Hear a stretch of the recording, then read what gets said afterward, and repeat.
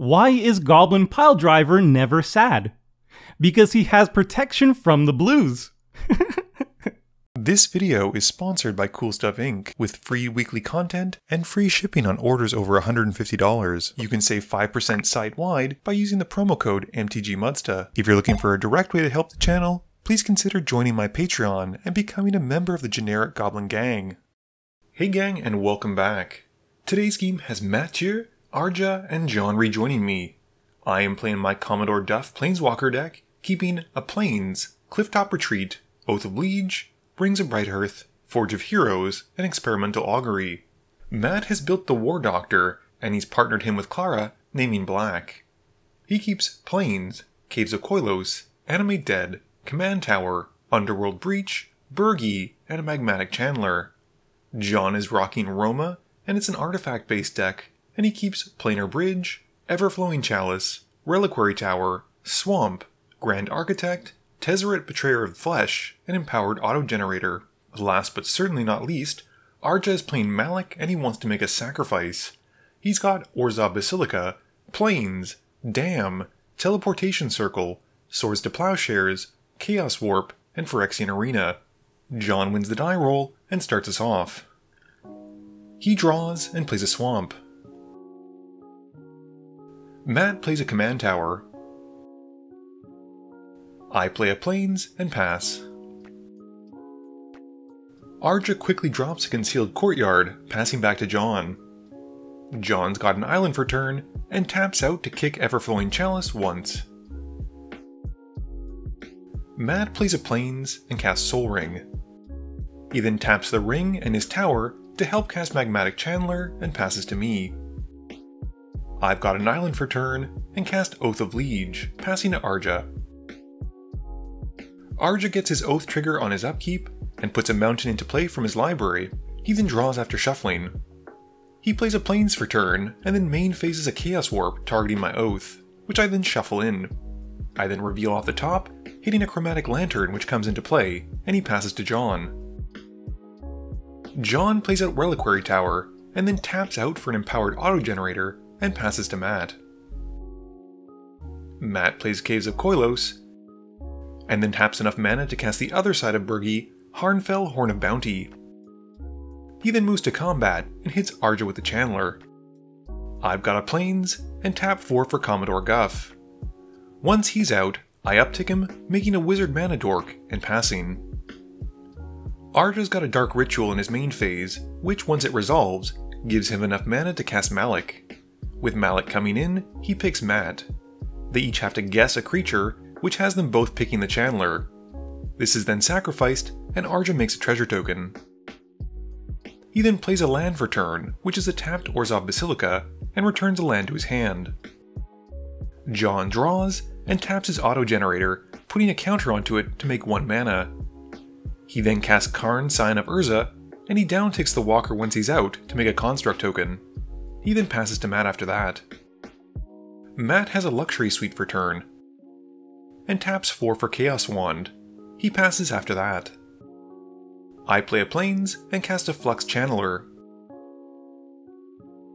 Once he's out, I uptick Commodore Guff, making a Wizard token and passing to Arja. Arja's got a Plains for turn, and then goes at Matt with Malik. Matt takes the hit, and Arja moves to his second main phase, casting a Teleportation Circle. He then moves to his end step, and he blinks Malik, who re-enters, and this time targets me. We both pick one of my creatures, and both of us reveal that it's the Flux Channeler. This is then sacrificed, and Arja makes a treasure token. John taps the Autogenerator in his main phase, adding a counter and making 2 mana. He then taps the rest of his mana to help cast Tezzeret the Seeker, and then removes all the loyalty counters from Tezzeret, going into his library to find an Unwinding Clock. He then downticks Karn once more, making a Construct token. Moving to combat, he swings the original Construct at Guff, which I stop with a Wizard token. Mathieu draws and plays a Mountain for turn, and then casts Demon Lord Belzenlock. He reveals until he hits a Dockside Extortionist, which he puts to hand and loses 1 life. Matt then passes, and during his end step, I cast Experimental Augury, proliferating on Guff, and then looking at my top 3 to hopefully find a good card. At this point, John also taps his auto-generator again, making 3 mana and adding another counter to it. John untaps his artifacts during my untap step, and I draw. I play a Clifftop Retreat, and then downtick Commodore Guff. This deals 1 to each of my opponents, and I draw a card. I then cast Narset of the Ancient Way, and uptick her making some mana, but forgetting to gain the life because I'm bad at reading. I then cast Contentious Plan, proliferating the loyalty counters on both of my walkers, and then drawing a card. I then move to my end step, and add another counter onto Narset thanks to Commodore Guff, while John once more taps his auto-generator, adding mana and a counter to it, and then untaps with Arja. Arja plays a Marsh Flats and casts Phyrexian Arena. Moving to combat, he swings his commander at Commodore Guff, who I let take the hit. Arja then moves to his end step, flickering Malik, and picks John this time around. They pick the same construct, which is sacrificed, and Arja makes a treasure token, and we then move to John's turn. John taps the auto-generator for 6, and uses that to cast a planar bridge. With that on the stack, Arja cracks his Marsh Flats, losing 1 to find a swamp.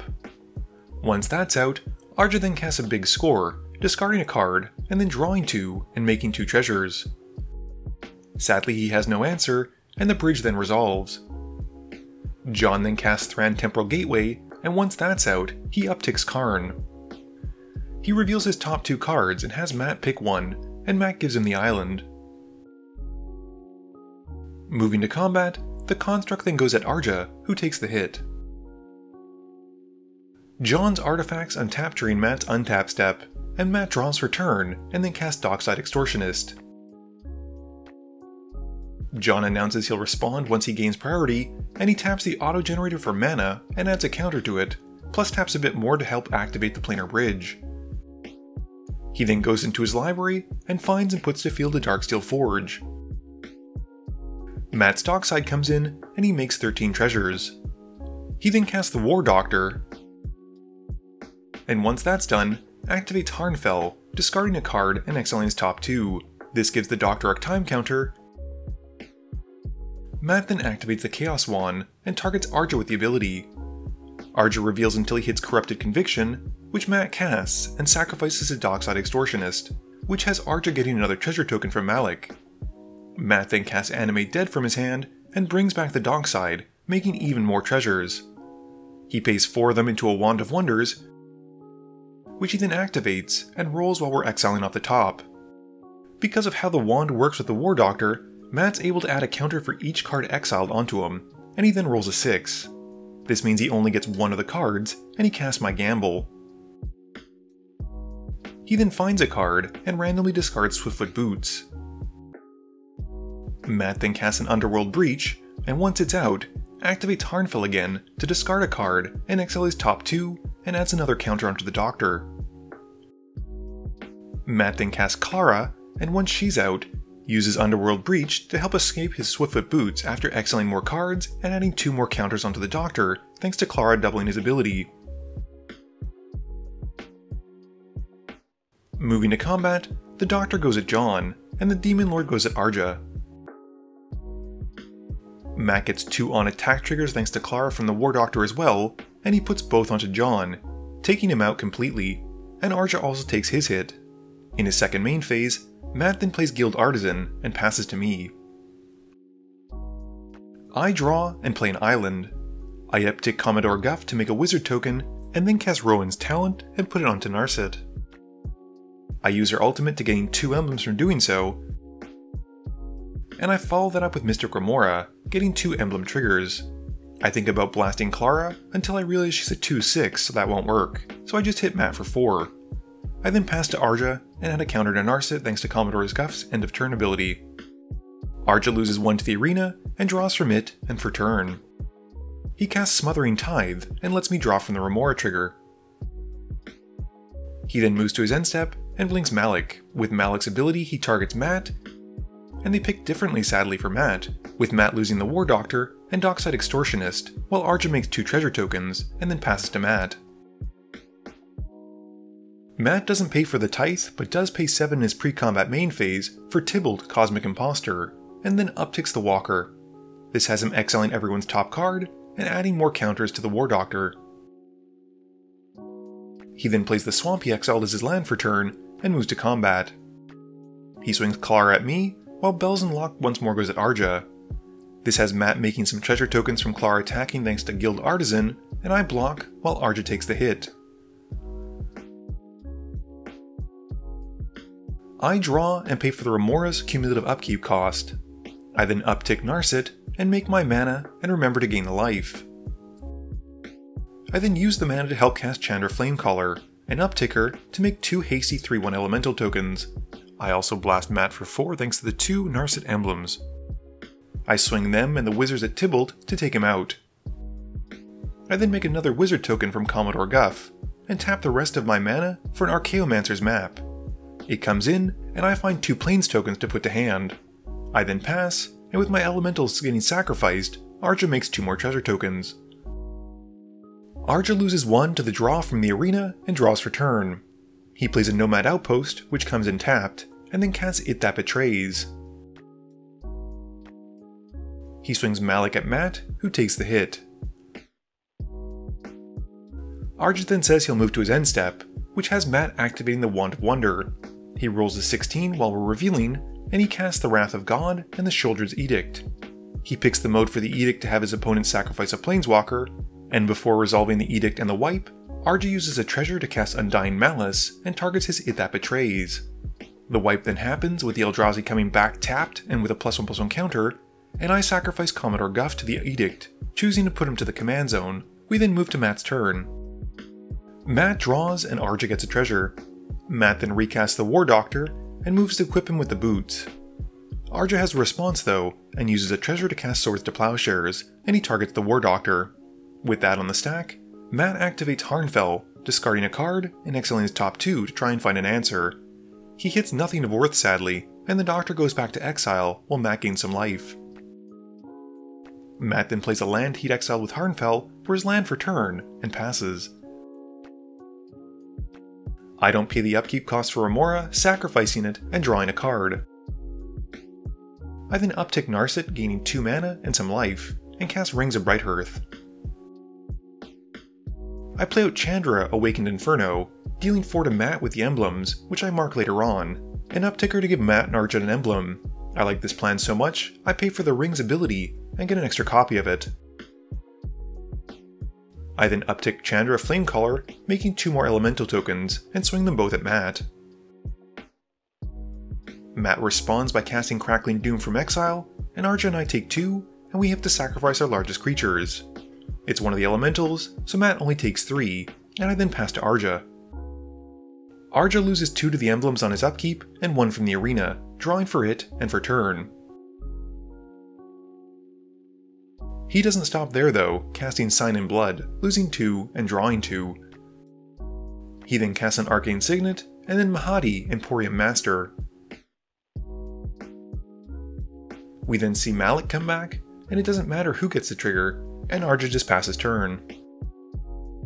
Matt loses 2 from the emblems and draws, but doesn't pay the 2. He then pays 8 mana to recast the War Doctor, and activates Harnfell, discarding a card and exiling his top 2, giving the War Doctor a time counter. Moving to combat, he swings the Doctor at me, so he'll get a treasure token from the Guild Artisan. And he has the on attack trigger, dealing 1 to Chandra, Awakened Inferno. And I then take 3 commander damage. In his second main phase, Matt casts Jeska's Will, gaining 5 red and exiling his top 3.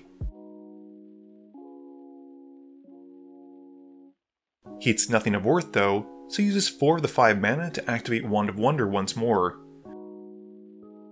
He rolls a 15, and he's able to hit a Profane Tutor and Teferi's Protection. He casts them so they'll resolve the tutor first, and then phases out. Once he's done that, he passes to me. I draw, play an island, and once more uptick Chandra Awakened Inferno, and pay to copy her ability with the ring, giving Matt and Arja 2 more emblems. I then downtick the other Chandra, discarding my hand and drawing 6 new cards. I cast Fabricate, and Arja takes 4 while I go find an artifact. It's an Ichor Moon Gauntlet, which I then cast, and deal another 4 to Arja since I can't target Matt. I uptick Narset, using the Gauntlet's ability to proliferate on my walkers, and once I'm done adding the counters, I pass to Arja. Arja dies on his upkeep to the emblems, and we move to Matt's turn.